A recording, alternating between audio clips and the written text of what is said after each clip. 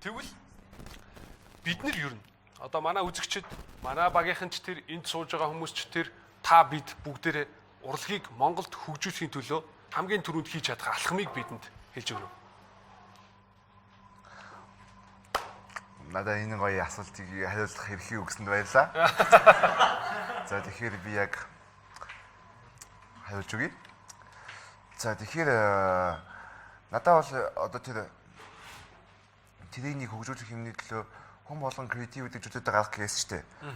Яг тэрний гол одоо тэр хөгжүүлэх гэдэг байгаа юмд нь ignorant байха болосоо гэж хэлмээр байгаа. Аль болох л одоо би нэг юм ингэж хэлж үздэг байхгүй юу? Ерөнхий боловсрол байха болосоо гэж би одоо жишээлбэл ингэж хэлдэг байхгүй юу? Аа. Тэгэнгүүт Дунд сургууль.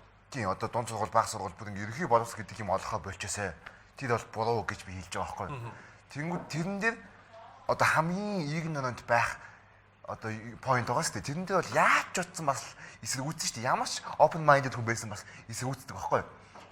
Тэгэхээр тэр нь яг үндэ ерөнхий боловсрол би болох болов гэдэг юм биш. Тэр нь яг үндэ чиний ignorant зан чин ингээ байгаа шүү. Жовыг open minded бодож байгаа ч гэсэн тэрэн дээр бол чи ignorant байгаа шүү гэдэг чинь хэлэх гээд байгаа байхгүй юу? Аа. Ямар нэгэн байдлаар л байдаг байна шүү. Ямар нэгэн байдлаар тийм.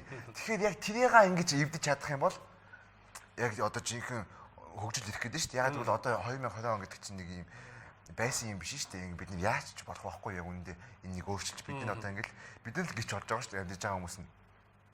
Тэгэхээр тэгэж мэгж хааж мaalдаг ингэж team open mind байгаасаа тэгвэл яг үнэнгээсээ урлаг гоё хөгжиж шүү. Урлаг мэтчлэн хөгжиж шүү гэж хэлдэг.